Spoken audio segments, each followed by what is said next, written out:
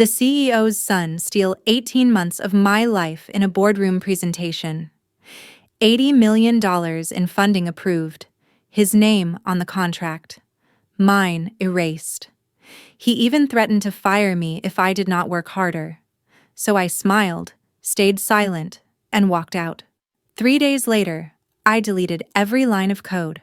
1 week later, I initiated my revenge and it struck them during a live demo. Now the CEO is at my door saying, "Name your price to come back." I looked him in the eyes and said something that changed everything. You won't believe what I told him. Before we continue, please subscribe to the channel and let me know where you are listening from in the comments.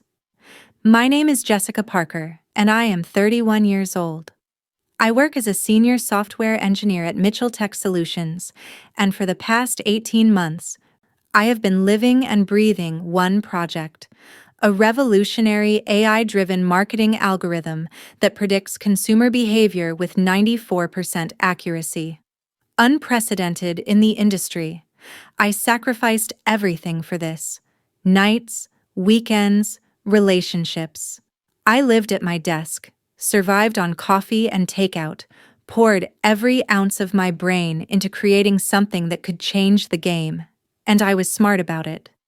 I kept all my development work on my personal encrypted servers, not company systems.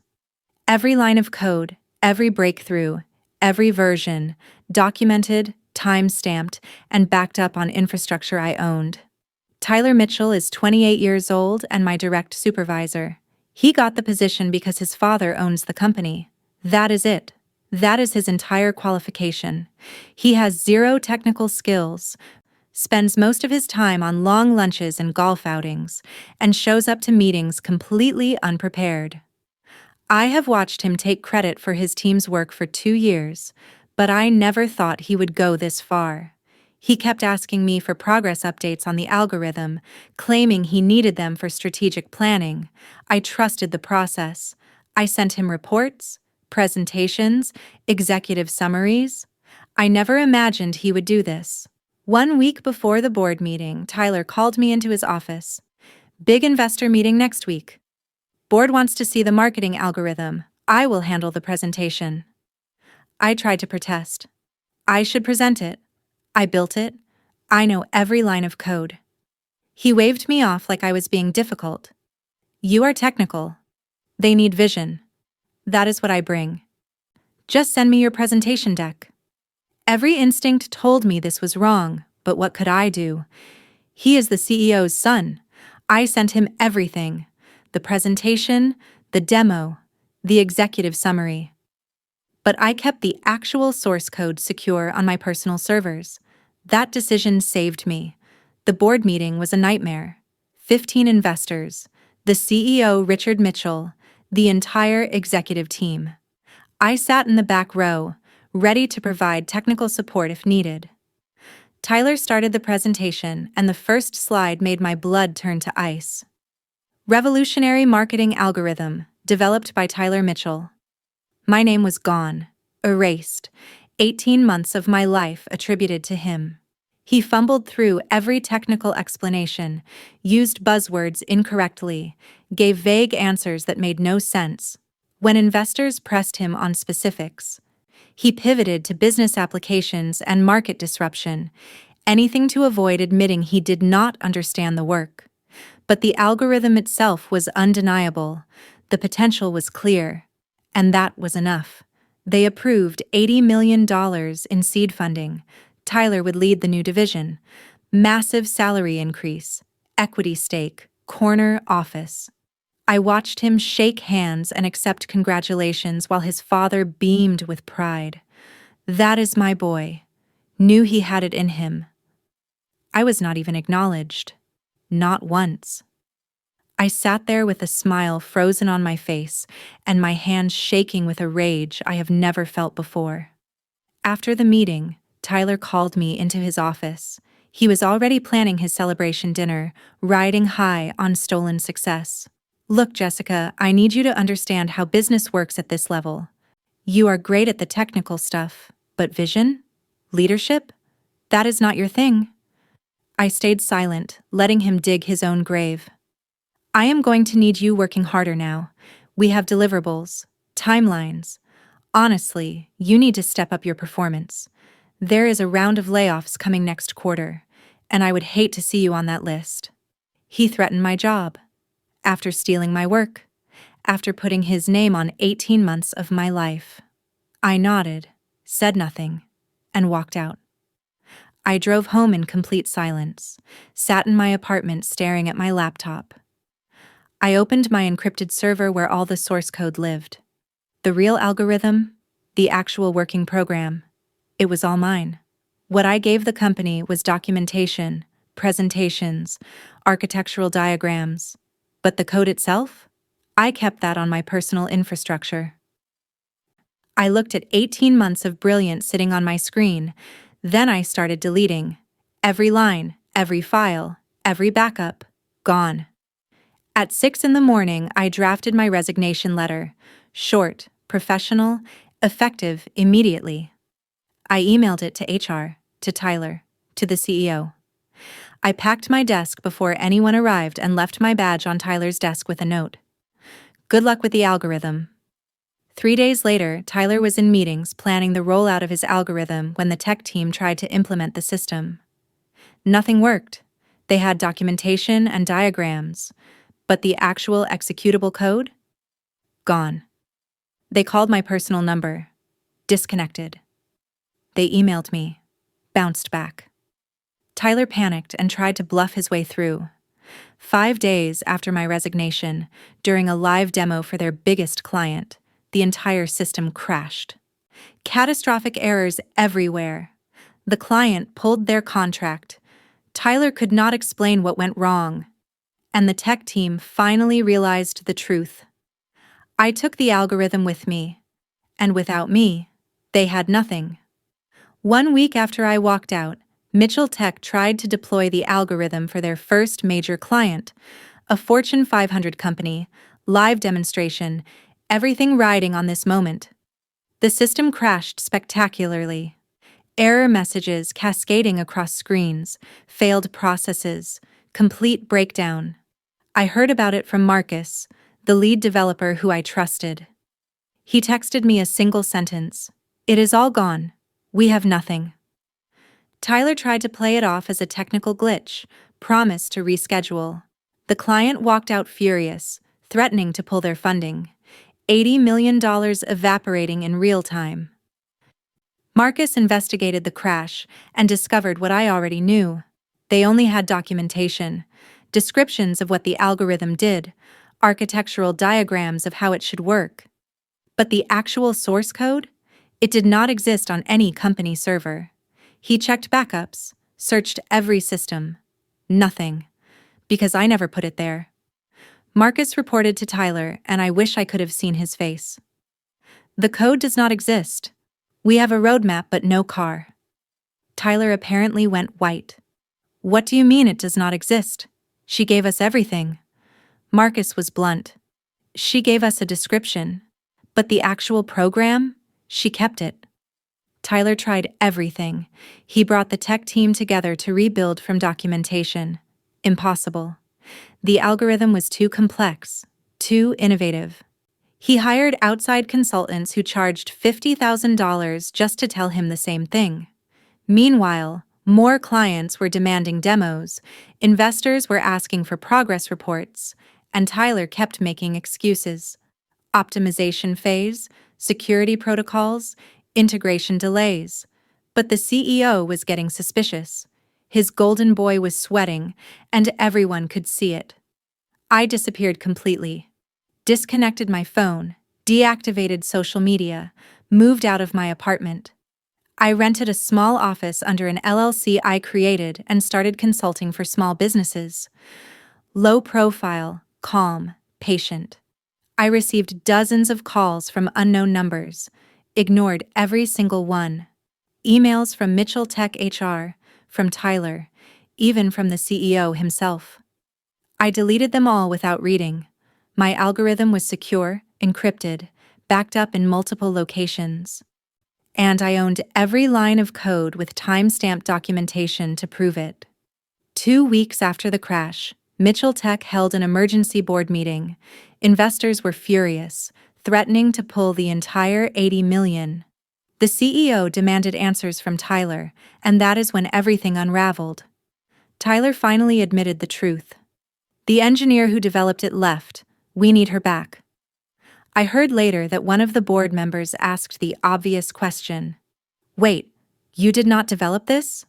Tyler stammered, tried to save face, but another board member pulled up my resignation timeline. She quit 3 days before the system crashed. That is not a coincidence. The CEO realized his son had lied to everyone. Richard ordered an internal investigation. HR pulled my employment records, and the truth was undeniable. Every report, every project update, every technical document had my name on it. Tyler's contributions, meeting notes, forwarded emails, nothing substantial. Marcus testified that I built everything and Tyler barely understood what I was doing. The CEO reviewed the board presentation footage and watched his son stumble through technical questions he could not answer. The fraud was complete and obvious. Then one of the investors leaked the story to tech media. CEO's son claims credit for engineer's work. Company loses $80 million deal. It went viral in hours. Mitchell Tech's stock dropped 23% in 2 days. Clients started pulling contracts, citing trust issues. Tyler became a laughingstock online, the most expensive nepotism in tech history. The company was hemorrhaging money and reputation, and everyone knew why. Richard tried desperately to find me. My apartment was empty, lease ended. My phone was disconnected, LinkedIn deactivated.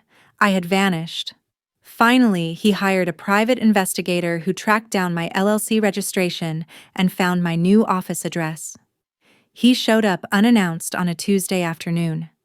My secretary called up, her voice uncertain. "Richard Mitchell is here to see you." I took a deep breath. I had been expecting this, preparing for this. "Send him up." Richard walked into my small office looking older, tired, desperate. His company was collapsing, his son was exposed as a fraud, and he needed me. We both knew it. But before he could start his pitch, I slid a folder across the desk. Inside were printed emails.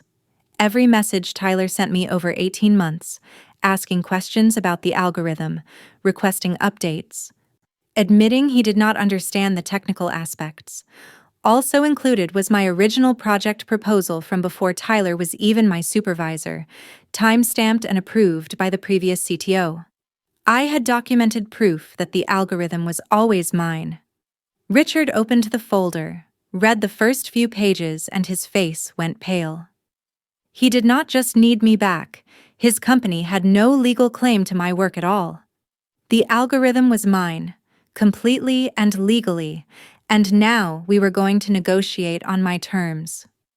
Richard sat across from me in my modest office, the contrast between us stark and deliberate.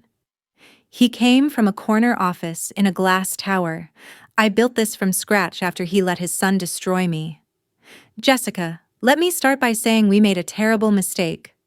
I said nothing, just waited. My son, Tyler, he misrepresented his contributions. I see that now? Still, I waited. Silence is power in negotiation. "The company needs you. Name your price to come back. Whatever you want, title, salary, equity, anything." I leaned back in my chair, completely calm. "You want to know what is interesting, Richard? Tyler told me I needed to work harder or I would be fired. The day after he stole 18 months of my life and claimed it as his own." Richard winced. "He was out of line. He has been removed from his position." I almost laughed. "Removed from his position? He committed fraud. He presented my work as his own to secure $80 million in funding. In any other company, he would be facing criminal charges." I opened my laptop and pulled up files, emails, time-stamped documentation, version histories. Every line of code I wrote is documented. "Your company has zero legal claim to my algorithm because I developed it on my own infrastructure. Your employment contract says work created using company resources belongs to the company. I used my own equipment, my own servers, my own time. Richard's face went pale. You are saying we have no rights to it at all? I met his eyes. Correct. The algorithm is mine, completely and legally. He tried to negotiate, desperation creeping into his voice. Jessica, please. We have investors expecting delivery, clients waiting. If we cannot fulfill these contracts. I finished his sentence. Your company will collapse. I know. He leaned forward. I am prepared to offer you $2 million to return, plus 5% equity, full control of the division. I held up my hand. I don't work for thieves, Richard. Not for $2 million. Not for $20 million. I watched his hope drain away. However, I continued, letting the word hang in the air. I am willing to license my algorithm to your company. He sat up straighter. License it? I nodded. $10 million upfront as a licensing fee, plus 15% royalties on all revenue generated using the algorithm. The license is non-exclusive, meaning I retain the right to license it to other companies. And Tyler is barred from any involvement with projects using my technology. Richard did the math in his head. It was brutal, but it was survival. He tried to bargain. 10 million is steep. How about 5 million and 10%? I did not move. Your son presented this as an $80 million innovation. I am offering it for a fraction of that. Without this algorithm, you lose your investors, your clients, your reputation. With it, you can fulfill your contracts and rebuild trust. Those are my terms. Non-negotiable. Richard looked defeated. I need to speak with the board. 2 days later, he called. The board had agreed to my terms. 10 million upfront, 15% royalties. Tyler officially terminated. Richard's voice was quiet. You have won, Jessica. Completely. I corrected him. This was never about winning. It was about being valued. 1 week later, I sat in a neutral law office watching $10 million wire into my account before I signed anything. The licensing agreement gave me unprecedented control and profit. Richard was there, subdued, watching his company pay for his son's fraud. Tyler was not present, reportedly left the state in disgrace. I signed the papers with a steady hand and provided encrypted access to the source code. Within hours, their systems were back online. 3 months later, I was making $200,000 monthly in royalties. I licensed the same algorithm to 2 of their competitors. I started my own tech consulting firm and hired Marcus and 3 other talented engineers who Tyler had overlooked. We were developing next-generation AI tools, all under my ownership. My company was valued at $45 million within a year. I ran into Tyler at an industry conference 6 months later. He looked terrible, working some mid-level job at a smaller firm. He could not meet my eyes. His colleague, not knowing our history, introduced me. This is Jessica Parker.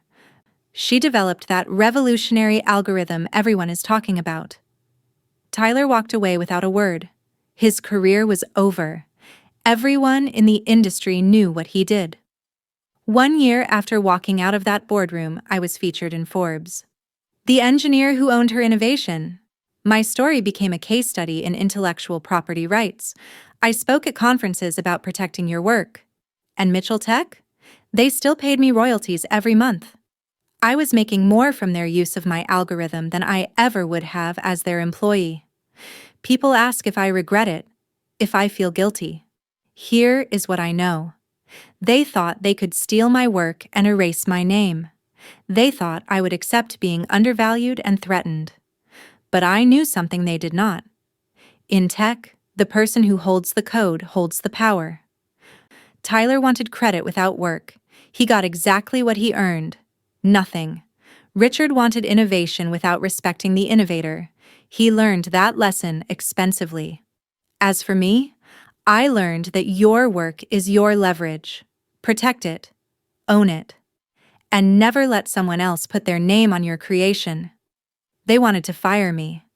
Instead, I made them my clients, and I set my own price. Thanks for listening to the end. Don't forget to like and subscribe for more stories about people who protected their work and refused to be stolen from. Let me know in the comments, have you ever had someone take credit for your work? How did you handle it? I will see you in the next one.